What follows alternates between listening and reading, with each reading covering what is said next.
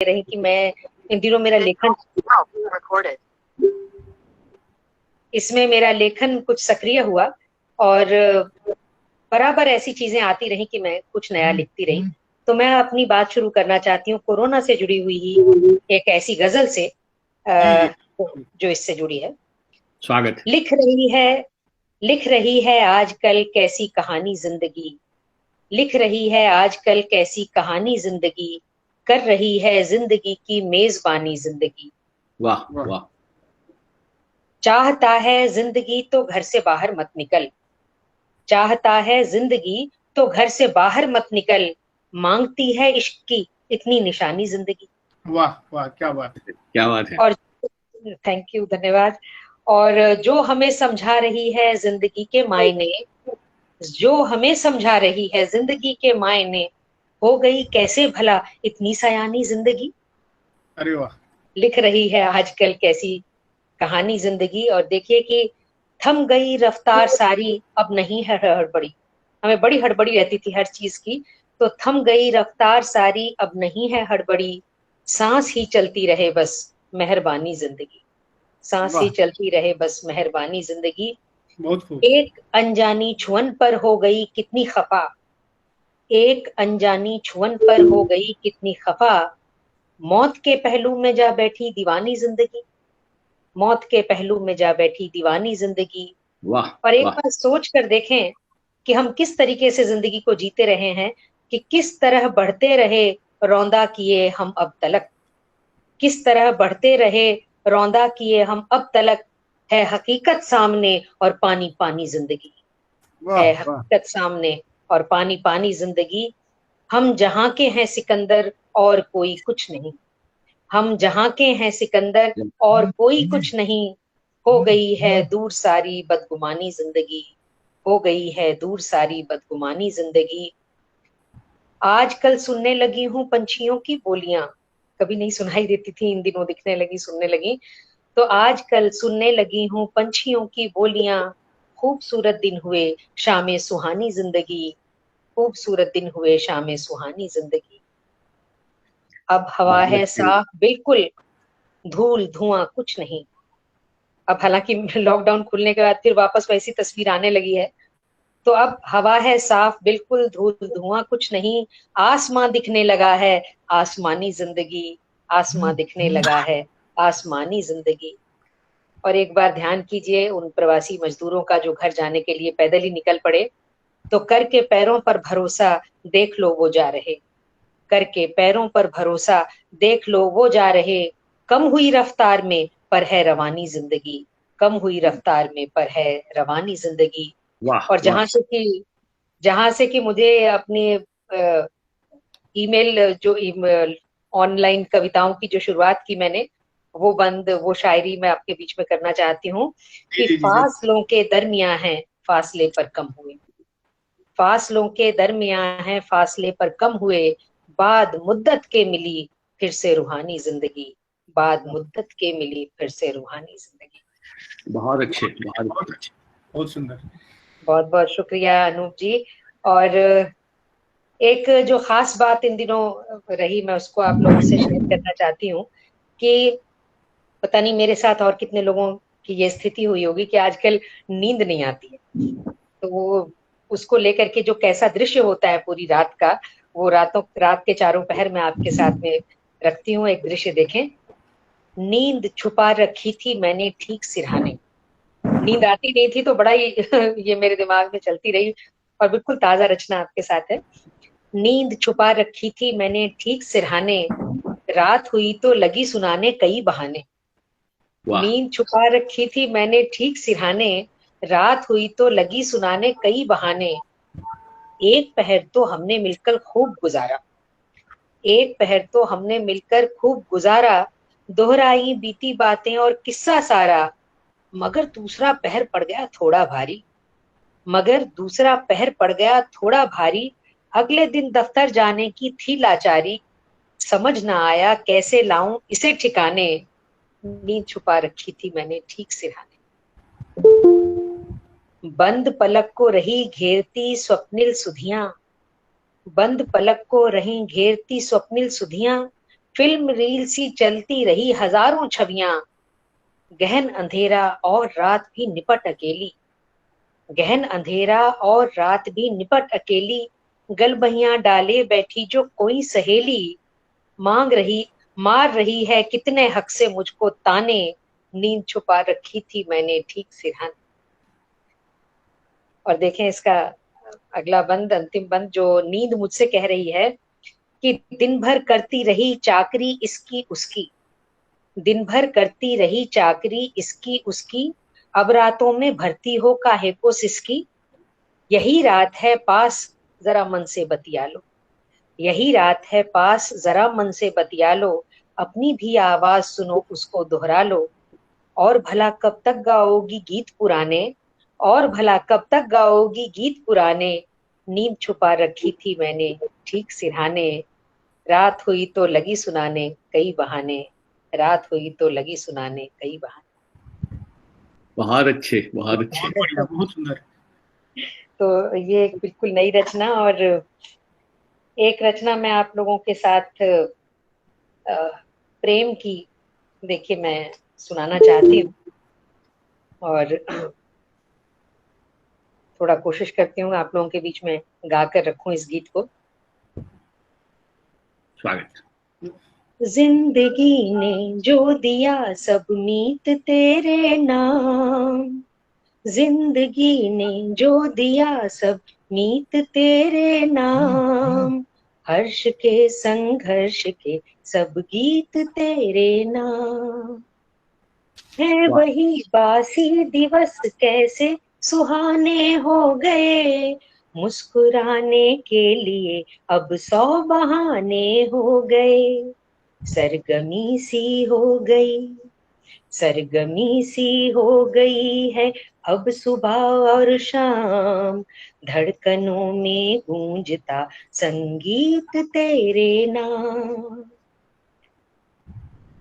और देखिए कि आईना क्या बोलता रहता है मुझसे हर घड़ी, बात सुनने की मुझे रहने लगी है हड़बड़ी, है फिजा में तैरता, है फिजा में तैरता एक खुशनुमा पैगाम, जिंदगी जाएगी सुनते बीत तेरे नाम, वाह, जिंदगी ने जो दिया सब मीत तेरे नाम, हर्ष के संघर्ष के सब गीत तेरे नाम, क्या बात है, हो बहुत गई सुंदर। कैसे मुबारक और इतनी कीमती, जो नहीं भाई कभी थी बेवजह सी जिंदगी, हो गई कैसे मुबारक और इतनी कीमती,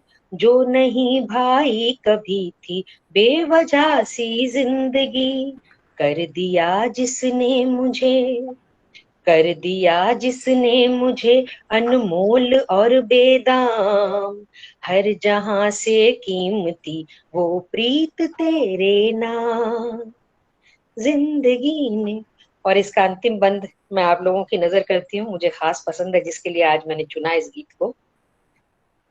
जिंदगी बहरूपिया बनकर मुझे छलती रही, और मुझको हारने में ही खुशी मिलती रही, जिंदगी बहरूपिया बनकर मुझे छलती रही, और मुझको हारने में ही खुशी मिलती रही, जिंदगी के दाम से, जिंदगी के दाम से मुझको भला क्या काम, मैं तो खुद बहुत ही अच्छे। लिख चुकी, मैं तो खुद ही लिख चुकी हर जीत तेरे नाम, जिंदगी ने जो दिया सब मीत तेरे नाम, हर्ष के संघर्ष के सब गीत तेरे नाम। और एक रचना मैं आप लोगों से साझा करना चाहती हूँ, मुझे बहुत पसंद है ये। हम जब कविता की बात करते हैं, मेरा मूल जो मेरी मूल विधा है वो मुक्त छंद की कविता है, तो मैं जब भी कविता लिखती हूँ तो अक्सर लोग ये सोचते हैं कि पता नहीं कविता से कौन सा परिवर्तन आ जाएगा और कौन सी बड़ी बात हो जाएगी। तो मैं बताना चाहती हूँ कि कविता से कौन सा परिवर्तन आता है और कविता की क्या औकात है, क्या अहमियत है। मेरी एक बहुत पुरानी लेकिन मेरी बड़ी करीब कविता है मेरे दिल के। शीर्षक है चुनौती। ये जो देख रहे हो मेरी हथेली पर, ये जो देख रहे हो मेरी हथेली पर, इसे महज मिट्टी न समझना। ये जो देख रहे हो मेरी हथेली पर, इसे महज मिट्टी न समझना। न जाने किस हौसले से जीवन की विषम घड़ियों में इसे मुट्ठी में कसकर अटूट आत्मबल पाया है मैंने। इसने ही सोखी है अपने भीतर निराश घड़ियों की सारी नमी। आक्रोश और निर्णय के कसाव ने इसे भींचा है मैंने अपनी मुट्ठियों में इतनी जोर से कि इस पर अंकित हो गई हैं मेरी हथेली की रेखाएं, इसे महज मिट्टी न समझना। ये वाह। ये मेरा विद्रोह संघर्ष और संकल्प है। ये मेरा विद्रोह संघर्ष और संकल्प है। ये साक्षी है उस घड़ी की जिसने मुझे ब्रह्म बना दिया। ये साक्षी है उस घड़ी की जिसने मुझे ब्रह्म बना दिया। ब्रह्म जो रचयिता है जिसने मुझे रचा। ब्रह्म जो रचयिता है जिसने मुझे रचा। और ये आस्था जिसे मैंने रचा। ठहरो सुनो रचनाकार, ये मेरे तुम्हारे बीच की पहचान है। ठहरो सुनो रचनाकार, ये मेरे तुम्हारे बीच की पहचान है कि जो नश्वर हो जाएगी, जो नश्वर है मिट्टी हो जाएगी, तुम्हारी रचना है। जो नश्वर है मिट्टी हो जाएगी, तुम्हारी रचना है। और जो मिट्टी पर रेखाएं खींच दे, जिस मिट्टी से जन्मे अटूट संघर्ष अमर आस्था, मेरी रचना है। ये एक चुनौती है सृष्टिकर्ता हमारे सर्जना के बीच की, इसे महज मिट्टी न समझना। वाह, इसे महज मिट्टी न समझना। बहुत बहुत बहुत बहुत बहुत अच्छी है। बहुत बहुत शुक्रिया। मुझे चाहे लगता तो है कि एक पहले कविता चरण के, इस दौर में एक कविता और सुना दीजिए, फिर अगले दौर में सुनिए। अच्छा तो एक कविता मैं और सुनाती हूँ आपको। देखिए, ये जो आपने हमें इतना सुंदर वातावरण दिया है वो ऐसा है कि जिसमें हम बड़े अपने मन की बात कर सकते हैं। वो मंच वाली बात नहीं होती है, वो स्थिति नहीं होती है। तो एक रचना मैं बहुत ही अपनी पर्सनल सी आप लोगों के बीच रखती हूँ। ये अपना घर शीर्षक से है और वो तब लिखी गई जब मैं अपने किराए के मकान से अपने घर में, मतलब अपने खरीदे हुए मकान में जा रही थी उस समय। वो कैसा विछोह का अवसर होता है, देखिए। शीर्षक है अपना घर। बाहर ट्रक में लदा था सामान, बच्चे उछल कूद मचा रहे थे। हम नए घर में जाएंगे, अपने घर में जाएंगे। तुम व्यस्त थे कमरे बारामदे और रसोई छानने में कि कहीं कुछ छूट तो नहीं गया। तुम व्यस्त थे कमरे बारामदे और रसोई छानने में कि कहीं कुछ छूट तो नहीं गया। बच्चे खोजते हुए मुझे आ पहुंचे थे मुझ तक। हैरत से देखने लगे मेरी डबडबाई आंखें। हम सभी तो साथ चल रहे हैं ना? सशंकित सी पूछ बैठी छुटकी। तो फिर रो क्यों रही हो माँ? सोच में पड़ी बड़की। अब चलो भी, मुझे धीरे से खींचते हुए तुमने कहा था। देखो, छुटकी यहीं हुई थी इसी कमरे में, टटोलती सी कह बैठी मैं। देखो, छुटकी यहीं हुई थी इसी कमरे में, टटोलती सी कह बैठी मैं। ये देखते हो दीवार पर गड्ढा? गुड्डों के जन्म पर जब लटकाने को गुब्बारे बड़की ने ठोक दी थी कील। तुम कैसे खींचे थे, झल्लाए थे। ठहरो, क्या नहीं पहचानते इस चिन्ह को? क्या इसे छोड़ जाओगे यहीं? और याद है होली के रोज जब तुमने की थी ढिठाई, रंग भरी बाल्टी उड़ेल डालने की। छीन झपट में रंग गई थी समूची दीवार। नहीं, इस सफेदी के पार भीतरी परत में कितना साफ तो दिख रहा है प्यार मनुहार का रंग। कितना साफ तो दिख रहा है भीतरी परत में प्यार मनुहार का रंग। क्या छोड़ जाओगे इसे भी यहीं? देखो, इसी जमीन पर बिछाते थे बिछौना, इसी जमीन पर बिछाते थे बिछौना। मैं रूठती थी तो करवट करवट दूर हो जाती थी। मैं रूठती थी तो करवट करवट दूर हो जाती थी, तुम मनाते थे करवट करवट पास आ जाते थे। आंख मिचौली के इस खेल को क्या यहीं छोड़ जाओगे? और कमरे का ये कोना जहां से खुलती थी खिड़की सोच की, और कमरे का ये कोना जहां से खुलती थी खिड़की सोच की, बुने जहां ख्वाब दिन और रात, जिससे झांकता था आसमान हमारी उम्मीदों का, मन उड़ जाता था पार सलाखों के, और कभी चू पड़ती थी बूंद आंखों से। और भी कितने ही बिंब, उतार चढ़ाव सुख दुख, सर्द गर्म एहसास, यहाँ वहां जहां तहां, हर तरफ लद चुका है ट्रक पर सामान। लद चुका है ट्रक पर सामान, बर्तन पलंग अलमारी फ्रिज टीवी, बच्चों की किताबें खेल खिलौने। देख लिया है तुमने, जांच लिया है परख लिया है, आश्वस्त हो जल्दी चलो, कुछ नहीं छूटा है और कुछ नहीं बचा है यहाँ, जिसे लादना है ट्रक पर, जिसे लादना है ट्रक पर। बहुत अच्छी, बहुत बहुत बढ़िया। इतनी बहुत अच्छी, बहुत अच्छी अलका जी। बड़ी अच्छी और संवेदनशील कविता है। एक बार पुनः आपका आभार, धन्यवाद। और अब मैं आमंत्रित करूं अनूप जी को, जो कि अमेरिका से जुड़े हैं हमारे लिए। आदरणीय अनूप जी मूलतः राजस्थान में जन्मे और बचपन से हिंदी साहित्य और कविता में गहरी रुचि रही है। BITS Pilani, Birla institute of technology आप जानते हैं, पिलानी से स्नातक और IIT दिल्ली से स्नातकोत्तर करने के बाद व्यवसाय से कंप्यूटर सलाहकार और हृदय से कवि अनूप भार्गव जी अमेरिका में हिंदी के एम्बेसडर के रूप में प्रतिष्ठित हैं। 1983 में एक बहुराष्ट्रीय कंपनी में चयन के बाद अमेरिका जाने के पश्चात लगातार अनूप जी हिंदी के प्रचार प्रसार में अपना महत्वपूर्ण योगदान देते रहे। हिंदी भाषा और शिक्षण के प्रचार प्रसार में भी उनका विशेष योगदान रहा। 2007 में न्यूयॉर्क में आयोजित 8वें अंतर्राष्ट्रीय हिंदी सम्मेलन की केंद्रीय आयोजन समिति के सदस्य के रूप में आपने महत्वपूर्ण भूमिका निभाई और उस सम्मेलन में आपने आलेख पाठ भी किया महत्वपूर्ण प्रौद्योगिकी से संबंधित विषय पर, और उसके अतिरिक्त काव्य पाठ भी किया। 1993 में ई कविता और ई चिंतन समूहों की स्थापना की, और जिसमें बहुत सारे लोग जुड़े, और उसके जरिए भी हिंदी के प्रचार प्रसार में आपने महत्वपूर्ण योगदान दिया।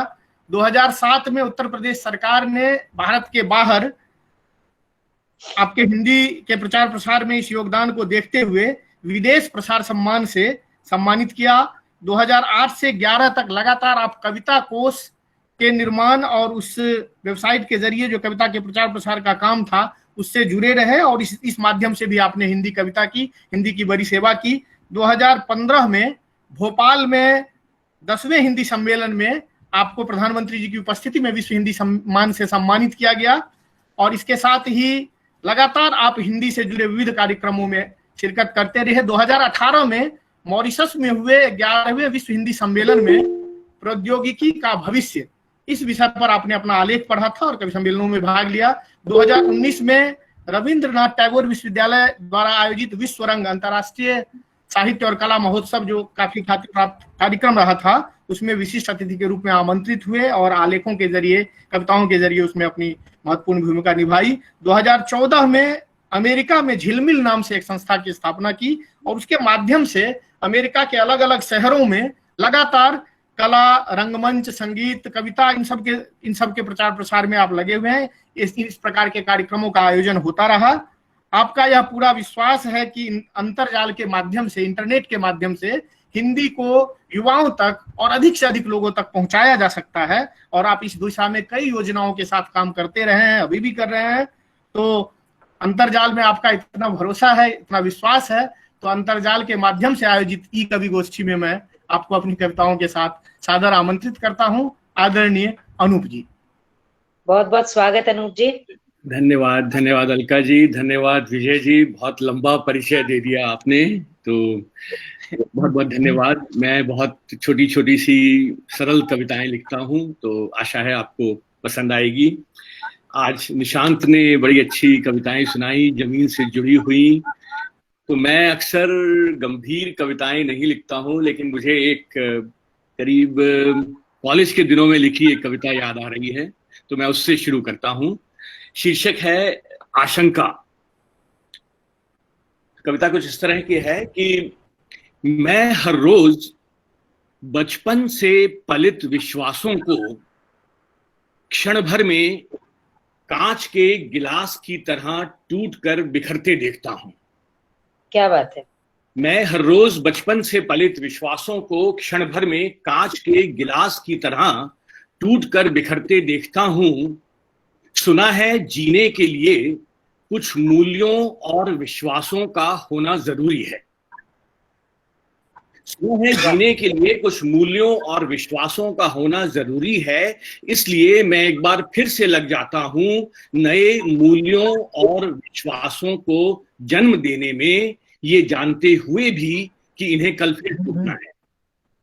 अरे वाह, ये सब तब तक तो ठीक है, ये सब तब तक तो ठीक है जब तक मेरा स्वयं अपने आप में विश्वास कायम है, लेकिन डरता हूं उस दिन की कल्पना मात्र से जब टूटते मूल्यों और विश्वासों की श्रृंखला में मैं एक दिन अपने आप में विश्वास खो बैठूंगा। बहुत बढ़िया विश्वास। क्या बात है। धन्यवाद। चलिए अब मैं जरा अपनी तरह की जो कविताएं मैं लिखता हूँ, श्रृंगार प्रकृति से जुड़ी हुई छोटी छोटी सी कविताएं, तो अलका जी ने पंक्ति उठाना चाहूंगा मैं कि नींद छुपा रखी थी मैंने ठीक सिरहाने। तो मैंने अर्ज किया है कि कल रात एक अनहोनी बात हो गई। कल रात एक अनहोनी बात हो गई, मैं तो जागता रहा, खुद रात सो गई। क्या बात है। देखो मान लो कल रात तुम मेरे सपनों में आई थी। देखो मान लो कल रात तुम मेरे सपनों में आई थी, वरना सुबह सुबह मेरी आंखों की नमी का मतलब और क्या सबसे आग्रह डिस्टर्बेंस आ रहा है, अगर म्यूट पे कर लिया जाए तो धन्यवाद। तो देखिए कि एक और कि चलो अब उठ जाओ और जमाने को अपने चेहरे की जरा सी रोशनी दे दो।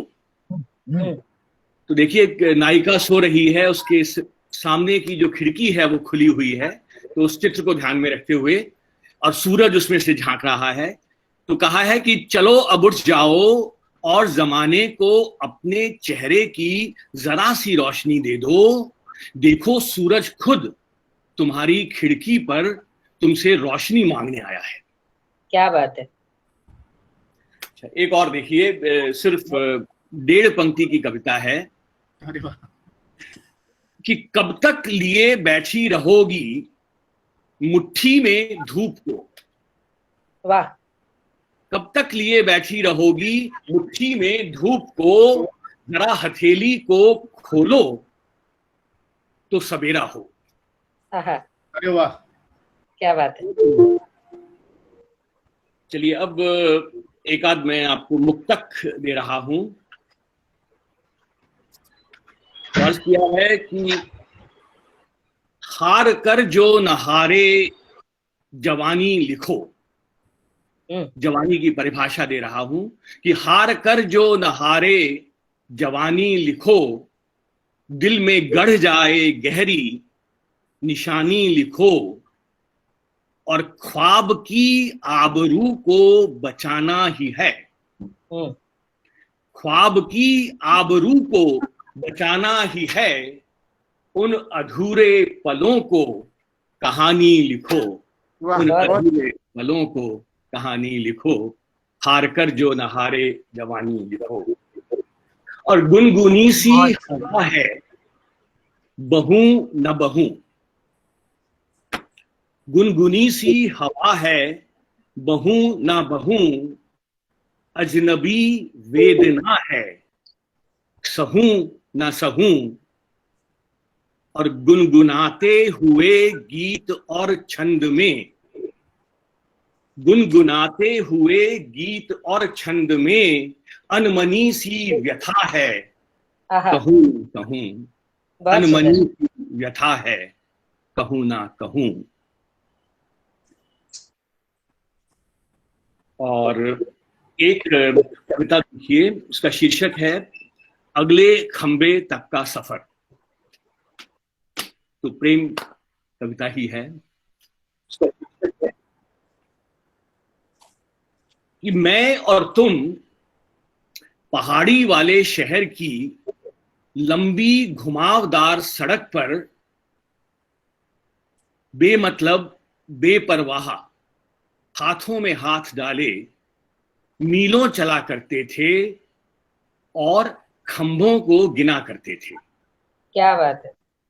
मैं और तुम पहाड़ी वाले शहर की लंबी घुमावदार सड़क पर बेमतलब बेपरवाह मीलों चला करते थे, खंभों को गिना करते थे। मैं चलते चलते थक जाया करता था। मैं चलते चलते थक जाया करता था और घर लौटना चाहता था, लेकिन तब तुम कोट की जेब से हाथ निकाले बगैर आंखें बंद कर मन ही मन उंगलियों पर कुछ गिनने का बहाना करने के बाद कहती थी, बस उस अगले खंबे तक और। आज मैं बरसों के बाद अकेला ही उस सड़क पर निकल आया हूं। दृश्य बदलता है। आज बरसों के बाद मैं अकेला ही उस सड़क पर निकल आया हूं। खंबे मुझे अजीब निगाह से देख रहे हैं। खंबे मुझे अजीब निगाह से देख रहे हैं, जैसे मुझसे तुम्हारा पता पूछ रहे हैं। वाह। मैं चलते चलते थक गया हूं। मैं चलते चलते थक गया हूं, लेकिन वापस नहीं लौटना है। किसी तरह हिम्मत करके उस अगले खंबे तक पहुंचना है। मैं थक गया हूं, लेकिन वापस नहीं लौटना है। किसी तरह हिम्मत करके उस अगले खंबे तक पहुंचना है। जानता हूं तुम्हें तेज चलने की आदत थी। जानता हूं तुम्हें तेज चलने की आदत थी। शायद तुम अगले खंबे तक पहुंचकर मेरा इंतजार कर रही होगी। शायद तुम अगले खंबे तक पहुंचकर मेरा इंतजार कर रही होगी। बहुत अच्छा, बहुत खूब, बहुत खूब। धन्यवाद, धन्यवाद। चलिए एक कविता देखिए, इसमें कविता बनती कैसे है। तो मैंने कुछ अलग अलग बिंब लिए हैं, अलग अलग चित्र लिए हैं कि जिन परिस्थितियों में कविता का जन्म होता है।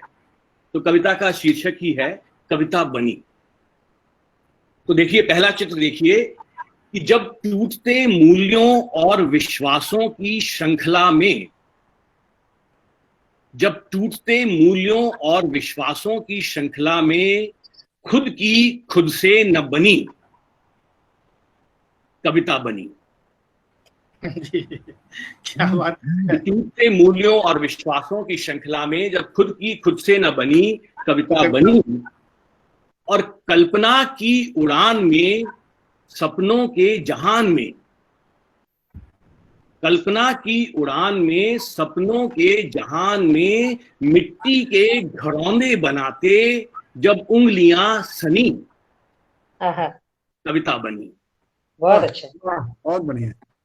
और देखिए कि फूलों से गंध चुरा तितली से रंग, फूलों से रंग चुरा तितली से रंग, और एहसास के समंदर में सीपियां चुनी कविता बनी। वाह वाह। और बात मीठी कही, बात मन से कही, बात मीठी कही, बात मन से कही, और ढली शब्दों में जब चाशनी कविता बनी। और अगला देखिए कि कुछ कहा ना सुना सिर्फ देखा किए। तो प्रेम की चरम अनुभूति कि कुछ कहा ना सुना सिर्फ देखा किए, मूक थे होंठ फिर भी सुनी कविता बनी। मूक थे होंठ फिर भी सुनी कविता बनी। और अंतिम जो है कि सिर्फ अपनी नहीं पीर जग की सही। तो कविता का जो सामाजिक दायित्व है उस पर देखिए कि सिर्फ अपनी नहीं पीर जग की सही और पूरे युग की व्यथा शब्दों में जनी कविता बनी। वाह, कविता बनी, कविता बनी। दो छोटे छोटे से बिंब देखिए। एक तो अलका जी से ही मैं उठाना चाहूंगा पंक्ति जो उन्होंने कही स्वागत। थी, ये जो देख रही हो मेरी हथेली। जी, तो मैंने एक 4 पंक्तियों की कविता है हथेली की रेखाओं पर कि स्वागत। कौन कहता है भाग्य की रेखाएं बदल नहीं सकती। कौन कहता है भाग्य की रेखाएं बदल नहीं सकती। मुझे याद है तुमने पहली बार अपनी कोमल उंगलियों से मेरी हथेली को कुरेदा था। कौन कहता है भाग्य की रेखाएं बदल नहीं सकती। अरे वाह, कौन बहुत कहता सुंदर। है भाग्य की रेखाएं बदल नहीं सकती। धन्यवाद। और एक और 2 छोटी छोटी सी कविताएं, दोनों का शीर्षक है सुनो। तो इसमें भी छोटा सा बिंब है अगर आपको अच्छा लगे जी, कि सुनो अब अपनी नजरें उठाओ और पांव के अंगूठे से जमीन को कुरेदना बंद करो। कि सुनो अब अपनी नजरें उठाओ और पांव के अंगूठे से जमीन को कुरेदना बंद करो। मैं समझ गया पगली, लेकिन कोई ऐसे भी कभी अपने दिल की बात कहता है। वाह वाह वाह, क्या कहने, क्या क्या- कहने। धन्यवाद। और इसी में एक और देखिए, इसका भी सुनो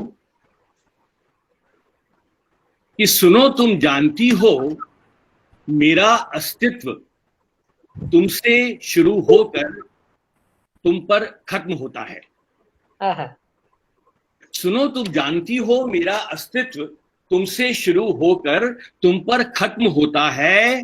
फिर बता सकोगी मुझे मेरा विस्तार अनंत सा क्यों लगता है। क्या बात है, क्या बात है। बहुत मुझे मेरा विस्तार अनंत सा क्यों लगता है। विजय जी, समय छोटी सी और कविता का। आपकी तो छोटी छोटी, 1-2 और सुना दीजिए। जी, तो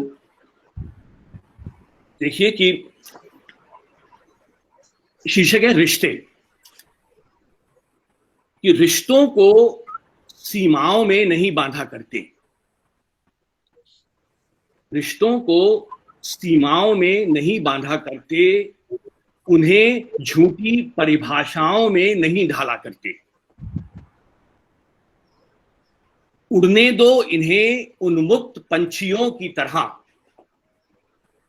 उड़ने दो इन्हें उन्मुक्त पंछियों की तरह, एक बहती हुई नदी की तरह। तलाश करने दो इन्हें सीमाएं, खुद ही ढूंढ लेंगे अपनी उपमाएं। और अब अंतिम 2 पंक्तियां जिनके लिए पूरी कविता लिखी गई है। उड़ने दो इन्हें उन्मुक्त पंछियों की तरह, एक बहती हुई नदी की तरह। तलाश करने दो इन्हें सीमाएं, खुद ही ढूंढ लेंगे अपनी उपमाएं। और खोने दो वही जो क्षण कहे। होने दो वही जो क्षण कहे, और सीमा वही हो जो मन कहे। आहा, क्या बात है। बहुत क्षण कहे, सीमा वही हो जो मन कहे। होने दो वही क्षण कहे, सीमा वही हो जो मन कहे। धन्यवाद। बहुत सुंदर भैया, बहुत बहुत धन्यवाद अनूप जी, इस बड़े भाव की छोटी छोटी कविताओं के लिए। गागर में सागर भरने जैसी कविताएं। एक बार पुनः आपका हृदय से आभार। और दूसरे राउंड में दूसरे दौर में कुछ और कविताएं आपकी सुनेंगे। तो पहले दौर की समाप्ति के बाद, जबकि हमने तीनों कवियों की कविताएं सुन ली है, एक बार पुनः हम दूसरे दौर में प्रवेश करते हैं। और विजय जी जिन्होंने शुरू में कुछ कविताएं सुनाई थी, मैं उन्हें सादर आमंत्रित करूं दूसरे दौर की कविताओं को शुरू करने के लिए। उसके बाद पुनः हम अलका जी और अनूप जी को भी सुनेंगे। तो दूसरे दौर की कुछ 2-3 कविताओं के साथ मैं विजय जी, निशांत जी को, जो कि विजय जी नाम है उनका, असल में हम लोग एक साथ पढ़ते थे जेएनयू में। जब ये थे, मैं दिल्ली विश्वविद्यालय में था, और साथी होने के नाते मुझे वही नाम जो इनका शैक्षणिक नाम है, जो कि मैंने पहले ही कहा, विजय कुमार साव। और जेएनयू में पहाड़ियों पर हम इनकी कविताएं रात को सुनते थे, देर रात। तो इसलिए मुझे विजय जी बार बार मैं उनको कह रहा हूँ। तो निशांत भाई को मैं आमंत्रित करता हूँ। धन्यवाद। एक बात मैं भी कहना चाहूंगी। विजय जी, आपकी तो रचनाएं हम बिल्कुल बहुत अच्छा लगा, विजय जी ने सुनाई और आपको बुलाया, उतने प्यारे नाम से पूरा दृश्य आंखों में आ गया कि पहाड़ पर बैठकर किस तरह से उस तरह की कविताएं सुनते होंगे, है ना। पर विजय, आप भी सुनाइएगा अपनी कविताएं, विजय मिश्रा दूसरे दौर में। विजय भाई के सुनाएंगे। तो मैं फिर दूसरे दौर से पहले ही मैं 1-2 कविता सुना दे रहा हूँ जी। इस कोरोना काल में ही मैंने 1-2 छोटी कविताएं लिखी हैं, कुछ कविताएं। तो मैं स्वागत है, सुनाता हूँ आपको। स्वागत है विजय जी। धन्यवाद अनूप जी। तो कविता का शीर्षक है मिट्टी का पुतला। स्वागत। आदमी मिट्टी का पुतला है, और जो चीज मिट्टी से बनती है वह मिट्टी में ही मिल जाती है अंततः। क्या बात है।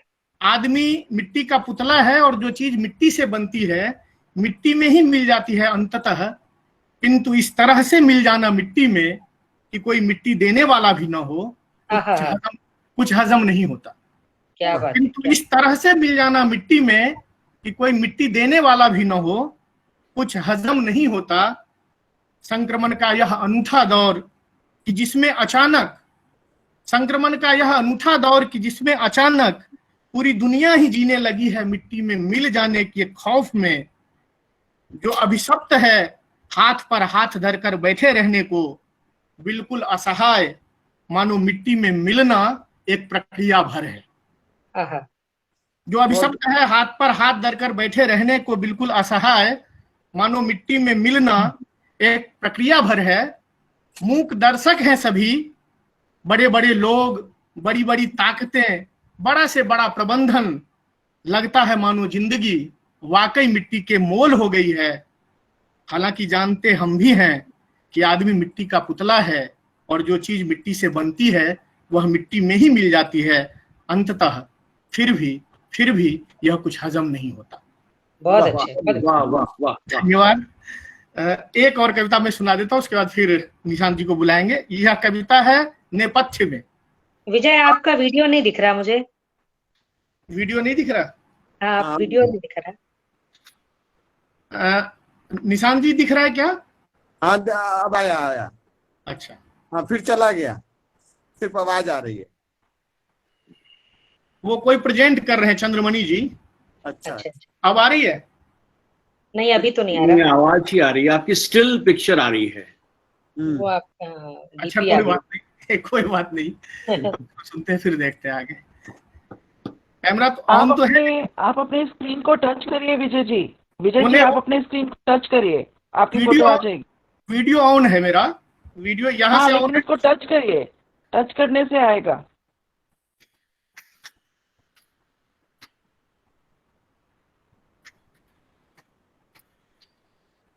हेलो, आवाज आ रही है ना?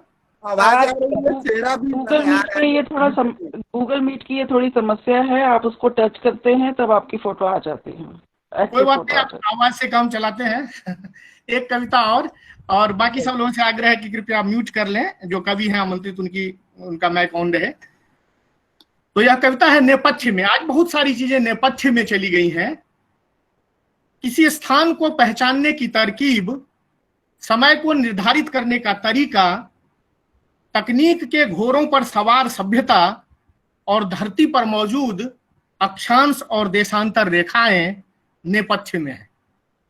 किसी स्थान को पहचानने की तरकीब, समय को निर्धारित करने का तरीका, तकनीक के घोरों पर सवार सभ्यता और धरती पर मौजूद अक्षांश और देशांतर रेखाएं नेपथ्य में है।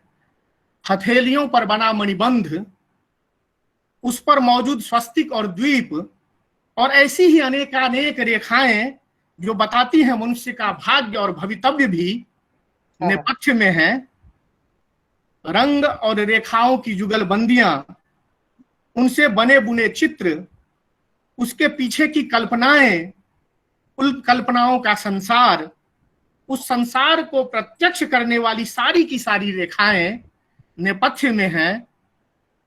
पद्म पराग, बोलती प्रतिमा, माटी की मूर्तें, गेहूं और गुलाब, अतीत के चलचित्र, पथ के साथी, श्रृंखला की कड़ियां, भूले हुए चेहरे, कुछ शब्द कुछ रेखाएं, हंसते निर्झर, दहकती भट्टी, जाने अनजाने, और इन जैसी सभी स्मृति के रेखाएं नेपथ्य में हैं। प्रत्यक्ष है केवल हमारे माथे पर चिंता की वो रेखाएं जिसका विस्तार बढ़ते संक्रमण के बीच जारी है निरंतर, और प्रत्यक्ष है स्वयं के द्वारा खींची गई लक्ष्मण रेखा, उसकी मर्यादा जिसमें बंधना अनिवार्य है आज। बाकी सारी की सारी रेखाएं नेपथ्य में है, बाकी सारी की सारी रेखाएं नेपथ्य में है। क्या बात, क्या कहते हैं। धन्यवाद, बहुत बहुत धन्यवाद।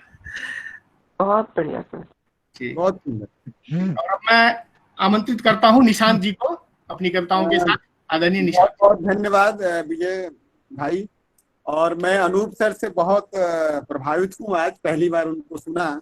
मेरा सौभाग्य है कि मैं पहली बार सुन रहा हूँ, और दुर्भाग्य है कि पहले क्यों नहीं सुना। धन्यवाद धन्यवाद। होती है, मुझे बहुत लिखने की प्रेरणा भी मिलती। मैं अनूप जी की कविताओं को सुनकर इतना प्रभावित हुआ हूँ कि मैंने सोचा है इस राउंड में मैं अपनी कुछ छोटी छोटी कविताएं। स्वागत है, स्वागत है मित्रों। पहली कविता है निम्न, मध्य और उच्च वर्ग।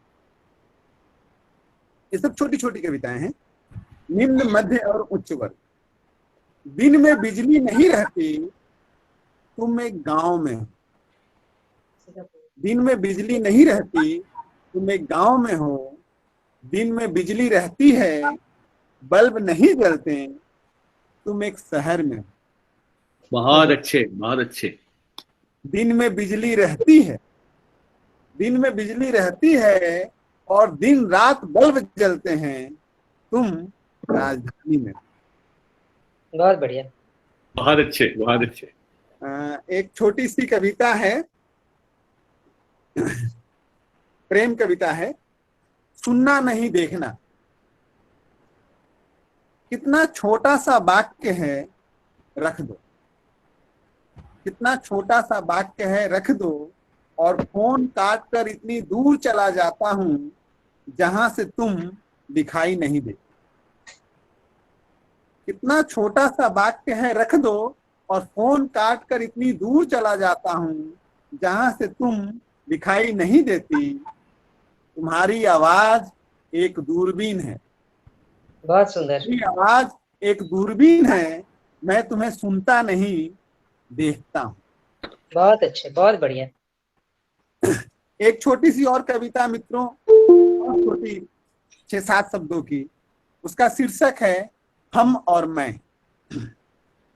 गांव में हम होते हैं, बहुत अच्छा। गांव में हम होते हैं, शहर में मैं हूं। वाह वाह वाह, बहुत अच्छे। एक कविता है माँ पृथ्वी है। एक दिन पिता बातें करते करते तब्दील हो गए सूर्य में। एक दिन पिता बातें करते करते तब्दील हो गए सूर्य में। माँ चक्कर लगाने लगी उनके चारों ओर। मैंने पहली बार जाना कि माँ पृथ्वी है। आहा, क्या बात है, क्या बात है। अच्छा। एक और छोटी सी कविता है बाढ़। जल ही जीवन है, जल ही जीवन है। जब चारों ओर जीवन ही जीवन दिखे तो समझिए बाढ़ आ चुकी है। वाह, एक छोटी सी कविता और है मित्रों। बस छोटी छोटी और 2 कविताएं सुनाऊंगा। जी। इसका शीर्षक है परिभाषा। प्यार की कोई परिभाषा नहीं है मेरे पास, प्यार की कोई परिभाषा नहीं है मेरे पास। सुना है दिमाग से तेज बच्चे परिभाषाओं के उस्ताद होते हैं। मैंने जितनों से सुना है प्यार की परिभाषा, और ज्यादा असंतुष्ट हुआ हूं मैं। मुझे एक बच्चे का पता बता दो जो प्यार की परिभाषा बता दे। बहुत अच्छे, बहुत अच्छे। एक कविता है, अंतिम कविता मित्रों सुनाऊंगा। हमारा 6 दिसंबर, यह 6 दिसंबर की घटना पर है, लेकिन इसके कई अर्थ हैं। हमारा 6 दिसंबर, बहुत बाद में पता चला हमारी बातों का, साथ बिताए पलों का, मिलने और जानने का जो सिलसिला शुरू हुआ था, जो दिन निश्चित हुआ था, उसमें शामिल था एक मस्जिद का टूटना। मैं एक साथ दोनों को याद करता हूँ, 6 दिसंबर और तुम्हारा मिलना। क्या बात है कि दोनों याद आते हैं एक साथ, एक सबसे अच्छी याद, एक काली तारीख, एक प्रेम, एक शर्म। तुम गुस्सा हो जाओगी, इसलिए सिर्फ प्रेम को मनाता हूँ, केक काटता हूँ। प्रेम के लिए ही सही, नफरत, हिंसा और घृणा पर भारी पड़ता है हमारा 6 दिसंबर। धन्यवाद मित्रों। अब मैं बहुत बहुत अच्छा, बढ़िया निशांत जी, बहुत बढ़िया, बहुत अच्छा, आपका धन्यवाद। और अमित जी और मैं दूसरे दौर में कुछ कविताओं के साथ आमंत्रित करता हूँ अलका जी को, जिन्होंने पहले भी बहुत अच्छी कविताएं सुनाई। आदरणीय अलका जी। माहौल इतना बढ़िया। चैट बॉक्स में 2 कविताओं की लोगों ने खास करके अपेक्षा की है कि आप सुनाए। तेरी रोशनाई होना चाहती हूँ और ये मिट्ठू, अगर उपलब्ध हो इस समय, या बुक किताब हो आपके पास, थोड़ा उसको देखिए। अच्छा अच्छा, जरूर मैं सम्मान करती हूँ।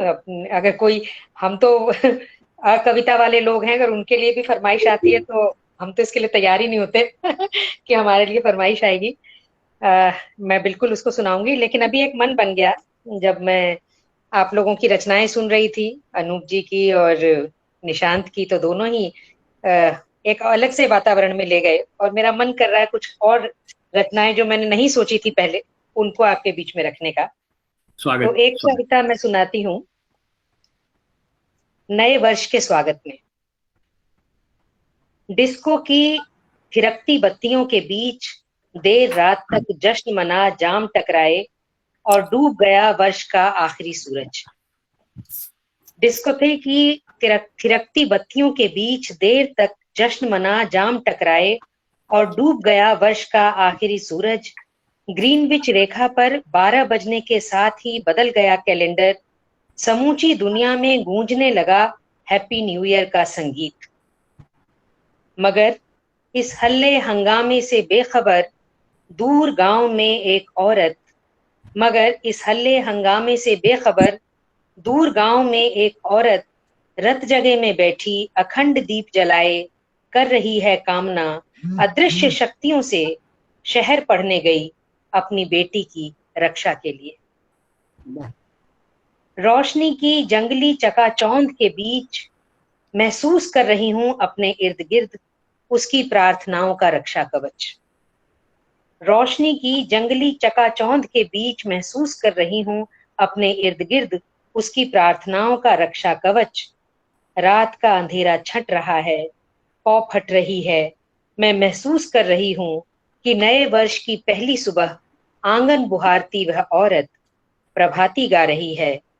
मेरे करीब आता जा रहा है वह मंगल गान जिसे माएं गा रही हैं नए वर्ष के स्वागत में। वाह, बहुत बढ़िया। एक कविता मैं उसी तरह से, और जो पहले नहीं सोची थी मगर आज रखना चाह रही हूँ। प्रेम की बहुत सुंदर कविताएं यहाँ पर आई। आप दोनों ने ही बहुत अच्छी अच्छी कविताएं पढ़ी, और मेरा मन हुआ कि एक प्रेम की एक छोटा सा रूप मैं भी रखूं यहाँ। मधुमास। सुबह की चाय की तरह दिन की शुरुआत से ही होने लगती है तुम्हारी तलब। सुबह की चाय की तरह दिन की शुरुआत से ही होने लगती है तुम्हारी तलब।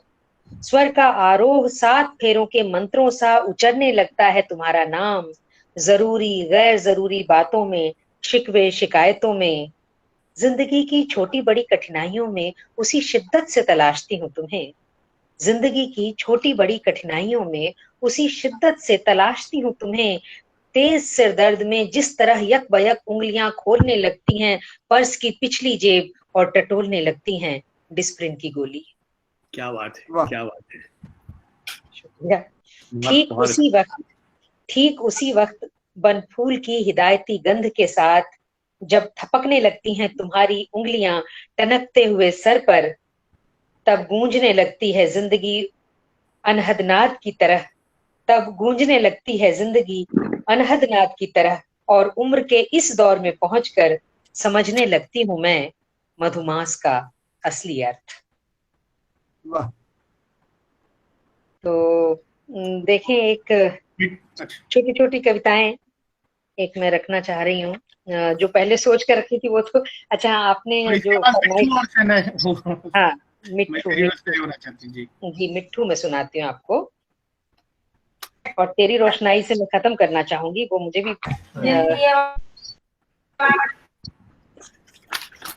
देखिए, ऐसा है कि जब अभी पिछले दिनों ये बहुत बात हुई कि लोग प्रवासी गांव जाने के लिए बहुत ही व्याकुल रहे, उस समय मुझे लगता एक प्रश्न मेरे मन में कौंता रहा कि हम सब क्या प्रवासी नहीं? आज दिल्ली में रह रहे हैं या ऐसे महानगरों में रह रहे हैं, वो सब कहीं कहीं से आए हैं और उस प्रवास की पीड़ा से हम भी अपरिचित नहीं है। हमारा भी मन छटपटाता है अपने जड़ों की तरफ लौटने को। उसी छटपटाहट को मैं एक मिट्ठू शीर्षक से अपनी बात को रखती हूँ, और तोते का बिंब है, देखिए। पहले खूब उड़ता था, वन वन विचरता था, हरे हरे पंखों में नीला आकाश भरता था। पहले खूब उड़ता था, वन वन विचरता था, हरे हरे पंखों में नीला आकाश भरता था। तिनके तिनके जोड़कर घोंसला बनाता था, तिनके तिनके जोड़कर घोंसला बनाता था, मौसम के अनुसार आता था जाता था। किसी रोज नहीं मिलता था, किसी रोज मिलता था दाना, नहीं भी मिलता था कभी। मिलता था दाना किसी रोज, नहीं भी मिलता था कभी, पर बेखौफ उड़ने में मिलती थी खुशी। कितना रोया था, तड़पा था, कितना रोया था, तड़पा था, जब फंसी थी बहेलिए के जाल में जान। उसके साथ ही सिर पटकती रही धरती, फड़फड़ाता रहा आसमान। धरती और आकाश अब पिंजरे तक महदूद था, धरती और आकाश अब पिंजरे तक महदूद था। वह क्या खूब था, मिट्ठू मिट्ठू कहलाने लगा। वह क्या खूब था, मिट्ठू मिट्ठू कहलाने लगा। बच्चे बड़े सबका दिल बहलाने लगा। उसकी टेर पर बिट्टू ताली बजाता था, उसकी टेर पर बिट्टू ताली बजाता था, किलकारी मारता खिलखिलाता था। साहब के बोल दोहराता, हुक्म बजाता, मिट्ठू खुद साहब बन जाता था। उसके बोल दोहराता, हुक्म बजाता, मिट्ठू खुद साहब बन जाता था। मिट्ठू तो नकल था, साहब असल था। ऐसे ही रोया था, तड़पा था, छटपटाया था, जब गांव छोड़कर शहर आया था। बहुत अच्छे, बहुत हाँ, अच्छे, बहुत बढ़िया। बहुत सुंदर। मिट्ठू तो नकल था, साहब असल था। ऐसे ही रोया था, तड़पा था, छटपटाया था, जब गांव छोड़कर शहर आया था। पर बड़ी अच्छी थी साहब की कंपनी, बड़ी अच्छी थी साहब की कंपनी। समय पर मिल जाती थी तनख्वाह, और बीमार पड़ने पर दवा दारू भी। जैसे कि मेम साहब मिट्ठू के लिए रख जाती थी नियम से दाना और कटोरे में पानी। जरूरत के हिसाब से मिलती थी धूप और हवा, जरूरत के हिसाब से मिलती थी धूप और हवा। बिल्ली के डर से भी अब वह नहीं होता था परेशान, बिल्ली के डर से भी अब वह नहीं होता था परेशान। मालकिन की ड्यूटी है, रखती है ध्यान। कितनी अच्छी है मालकिन, कितनी अच्छी है मालकिन, खोल भी देती है पिंजरा कभी। पर अब मिट्ठू को नहीं ललचाता है आसमान, अब मिट्ठू को नहीं ललचाता है आसमान। पिंजरे में ही दिखता है उसे घर संसार। मिट्ठू दौड़कर पिंजरे में वापस लौट आता है, मिट्ठू दौड़कर पिंजरे में वापस लौट आता है। ठीक भी तो है, इतनी सुविधाओं को छोड़कर गांव कौन जाता है, इतनी वाह, सुविधाओं को वाह, छोड़कर वाह, गांव बहुत कौन बढ़िया, बहुत बहुत अच्छे, बहुत अच्छे। जी। बहुत बहुत शुक्रिया। और आपने कहा तेरी रोशनाई होना चाहती हूँ, जी जी जी। तो एक कविता मैं वो भी रखती हूँ, मुझे भी ये बहुत पसंद है। कलम से जो मेरा रिश्ता है, मैं कलम से कह रही हूँ। रोशनाई का मतलब होता है इंक, स्याही, तो मैं कह रही हूँ कि मैं कलम की स्याही होना चाहती हूँ। मैं लौट जाना चाहती हूँ शब्दों की उन गलियों में, जहां से कविताएं गुजरती हैं, कहानियों की गलबहियां डाले। मैं लौट जाना चाहती हूँ शब्दों की उन गलियों में जहां से कविताएं गुजरती हैं, कहानियों की गलबहियां डाले। मेरी तमाम परेशानियों, नाकामियों के विष को कंठस्थ कर लेने वाली नीलकंठ कलम मुझे रचने का सौंदर्य दे कि मैं स्याही से लिख सकूं उजली दुनिया के सफेद अक्षर। मुझे जज्ब कर हे कलम, मैं तेरी रोशनाई होना चाहती हूँ। वाह, मुझे जज्ब कर हे कलम, मैं तेरी रोशनाई होना चाहती हूँ। मैं कागज की संगमरमरी देह पर गोदने की तरह उभर आना चाहती हूँ। मैं कागज की संगमरमरी देह पर गोदने की तरह उभर आना चाहती हूँ कि कागज पर लिखी शब्दों की इबारत ताजमहल से बढ़कर खूबसूरत होती है। मुझे गढ़ने की ताकत दे हे ब्रह्म, मैं संगतराश होना चाहती हूँ। मुझे गढ़ने की ताकत दे हे ब्रह्म, मैं संगतराश होना चाहती हूँ। अपने मान अपमान से परे, अपने मान अपमान से परे, अपने संघर्ष अपनी पहचान से परे, नाभि से ब्रह्मांड तक गुंजरित अर्थ का अनहद नाद होना चाहती हूँ। मुझे स्वीकार कर हे कंठ, मुझे स्वीकार कर हे कंठ, मैं गुंजरित राग होना चाहती हूँ। क्या बात है, क्या बात है। चाहती हूँ मैं गुंजरित राग। बहुत सुंदर, बहुत सुंदर अलका जी, बहुत बढ़िया। बहुत बढ़िया, शुक्रिया अलका जी, बहुत बहुत धन्यवाद इतनी अच्छी कविताओं के लिए। और जो विशेष कविताएं आपसे सुनाने के लिए कही थी, वाकई वो विशेष कविताएं हैं। एक बार पुनः आपका आभार। और अब मैं सादर आमंत्रित करता हूँ आदरणीय अनूप जी को दूसरे दौर की कुछ कविताओं के साथ। आदरणीय अनूप भार्गव जी। धन्यवाद विजय भाई। निशांत, तुम्हारी अच्छी लगी छोटी छोटी कविताएं, तो अब मुझे अब उससे भी छोटी सुनानी पड़ेंगी। तो मैं कुछ अपने चंद अशार हैं, अलग अलग भाव अलग अलग से लिए गए, तो अपने आप में अलग अलग, तो मैं कोशिश करता हूं। तो देखिए, पहला है कि छुआ था मुद्दतों पहले मुझे तुमने इशारे से। तो यहाँ देखिए, नाजुकता देखिए कि पहली बात तो छुआ था मुद्दतों पहले, और वो भी इशारे से। बहुत सुंदर। कि छुआ था मुद्दतों पहले मुझे तुमने इशारे से, बदन में आज तक खुशबू तुम्हारी जाफरानी है। क्या बात है, क्या। छुआ था मुद्दतों पहले मुझे तुमने इशारे से, बदन में आज तक खुशबू तुम्हारी जाफरानी है। देखिए कि वो पलक मूंद के हौले से मुस्कुराए हैं, वो पलक मूंद के हौले से मुस्कुराए हैं, उनके तसव्वुर में जाने कौन आया होगा। बहुत अच्छे। और ये मेरी देह महकी आज चंदन सी अचानक क्यों, ये मेरी देह महकी आज चंदन सी अचानक क्यों, तुम्हारी सांस चुपके से बदन को छू गई होगी। और हुए हैं ख्वाब क्यों मेरे अचानक और भी मीठे,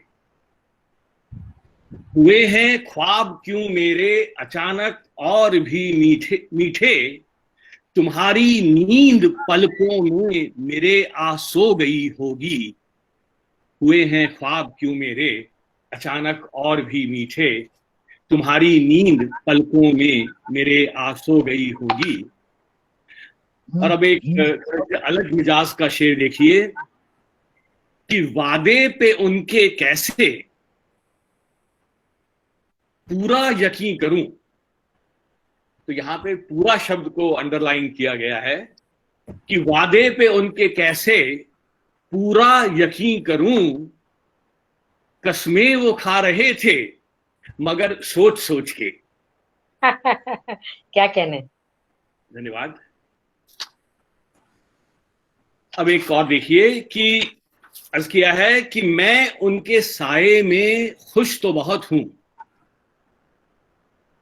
मैं उनके साये में खुश तो बहुत हूं, मगर ये भी दर्ज हो कि वो मेरे हिस्से की धूप लिए बैठे हैं।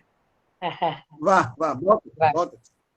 मैं उनके साए में खुश तो बहुत हूं, मगर ये भी दर्द हो, वो मेरे हिस्से की धूप लिए बैठे हैं, और मैं कब तक उसे गौर से सुनता, मैं कब तक उसे गौर से सुनता, वो वही बात कह रहा था लहजा बदल बदल के। वाह वाह वाह वाह। वो वही बात कह रहा था लहजा बदल बदल के। और एक शेर और देखिए जो मुझे पसंद है। तो संदर्भ ये है कि हमारे शायरों ने चांद पे बहुत बहुत से अच्छे अच्छे खूबसूरत शेर कविताएं लिखी हैं। 14वीं का चांद हो, चांद की महबूबा हो। तो मैंने 2 पंक्तियां कहने की कोशिश की हैं कि आसमां में खलबली है, सब यही पूछा किए। कि नक्षत्रों में बातचीत हो रही है, और क्या बातचीत हो रही है देखिए कि आसमां में खलबली है, सब यही पूछा किए कि कौन फिरता है जमी पे चांद सा चेहरा लिए। आहा। कौन फिरता है जमी पे चांद सा चेहरा लिए। और एक शेर और देखिए जरा, बहुत बढ़िया।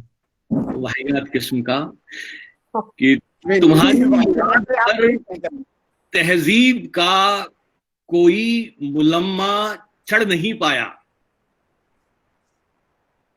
तुम्हारी याद पर तहजीब का कोई मुलम्मा चढ़ नहीं पाया। तुम अब भी वहशत की हद तक बेतहाशा याद आते हो। आहा आहा। तुम्हारी याद पर तहजीब का कोई मुलम्मा चढ़ नहीं पाया। तुम अब भी वहशत की हद तक बेतहाशा याद आते हो। चलिए अब 2 छोटी छोटी सी कविताएं। मैं, जैसा कि विजय भाई ने कहा कि साहित्य से मेरा कोई, मैंने विधिवत पढ़ाई नहीं की है, इंजीनियरिंग मेरा विषय रहा है। तो 2 कविताएं जो हैं मैं अपनी, गणित मेरा विषय, प्रिय विषय रहा, तो एक गणित की कविता सुनाऊंगा मैं आपको, और एक फिजिक्स भौतिक शास्त्र की। 2 छोटी छोटी सी कविताएं। तो देखिए कि बिंब जो है, मैंने कोशिश की है कि मैं और तुम वृत्त की परिधि की अलग अलग दिशाओं में बैठे 2 बिंदु हैं। कि मैं और तुम वृत्त की अलग अलग दिशाओं में बैठे 2 बिंदु हैं। मैंने तो अपने हिस्से का अर्धव्यास पूरा कर लिया। क्या बात है। कि मैं और तुम वृत्त की परिधि की अलग अलग दिशाओं में बैठे 2 बिंदु हैं। मैंने तो अपने हिस्से का अर्धव्यास पूरा कर लिया। क्या तुम मुझसे मिलने के लिए केंद्र पर आओगी? अरे वाह वाह, गजब गजब, बहुत सुंदर, धन्यवाद। और एक कविता और देखिए कि तुम्हारे शब्द मुझ तक पहुंच ही कहां पाते हैं। तुम्हारे शब्द मुझ तक पहुंच ही कहां पाते हैं। अक्सर जमाने की जबरदस्ती ओढ़ाई गई चाशनी में फिसल के लौट जाते हैं। आहा। तुम्हारे शब्द मुझ तक पहुंच ही कहां पाते हैं। अक्सर जमाने की जबरदस्ती ओढ़ाई गई चाशनी में फिसल के लौट जाते हैं। तुम्हारे होठों के गोल होने से शुरू होकर, जब भी हम कोई बात कहते हैं तो होठ सबसे पहले गोल होते हैं। तो तुम्हारे होठों के गोल होने से शुरू होकर शब्दों के मेरे कान तक पहुंचने का समय एक युग के समान लगता है। बहुत अच्छा। बहुत अच्छा। किताबों में पढ़ा था, याद आ गई आपको सुनते हुए। कुछ कहा आपने? सॉरी। हाँ, मैंने कहा अनूप सर कि आपको सुनते हुए मुझे अपनी ही कविता सुनना नहीं देखना याद आ गई। अच्छा, सुनाइएगा सुनाइएगा। तो तुम्हारे शब्द तुम्हारे होठों के गोल होने से शुरू होकर शब्दों के मेरे कान तक पहुंचने का समय एक युग के समान लगता है। किताबों में पढ़ा था प्रकाश की गति ध्वनि से तेज हुआ करती है। तो यहाँ मेरा फिजिक्स जो पढ़ी थी वो आती है कि जो प्रकाश की light travels faster than sound. तो किताबों में पढ़ा था प्रकाश की गति ध्वनि से तेज हुआ करती है, शायद इसीलिए तुम्हारे आंखों से कहे बोल तुम्हारे शब्दों से पहले मेरी आंख की कोर तक पहुंच के ठहर जाते हैं। तुम्हारे शब्द मुझ तक पहुंच ही कहां पाते हैं, मुझ तक पहुंच ही कहां पाते हैं, तुम्हारे शब्द मुझ तक पहुंच ही कहां पाते हैं। धन्यवाद धन्यवाद, बहुत बहुत धन्यवाद अनूप जी, वाकई बड़ी अच्छी कविता है। और इस तरह की जो कविताएं अनूप जी ने अभी सुनाई, मैंने पढ़ा है उसे कि गणित पर और इस तरह की इनकी कविताओं की श्रृंखला है और बड़ी अच्छी और रोचक कविताएं हैं। तो फिर कभी सुनने का हमें अवसर मिलेगा। निश्चित रूप से आप तीनों कवियों ने अपनी बहुत ही अच्छी अच्छी रचनाएं हम लोग के सामने रखी और जो लगातार पाठकों की श्रोताओं की प्रतिक्रियाएं आ रही हैं वह भी बहुत ही उत्साहवर्धक है। सब लोग बहुत बेहतर कविताओं के लिए आप सबका आभार व्यक्त कर रहे हैं, वो सब आपको धन्यवाद दे रहे हैं हृदय से। मैं भी साहित्य संस्कृति फाउंडेशन की ओर से आप सभी लोगों का हृदय से आभार करता हूं, धन्यवाद देता हूं।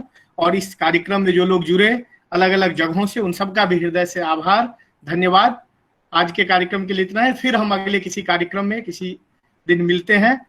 और इस तरह से कोरोना काल में भी संवाद का यह सिलसिला या कार्यक्रमों का सिलसिला हम लोग जारी रखें ताकि सृजनात्मकता को बनाए और बचाए रखने में हम सबको सफलता मिले। एक बार पुनः आप सबको आभार, बहुत बहुत धन्यवाद, बहुत बहुत धन्यवाद। बहुत धन्यवाद।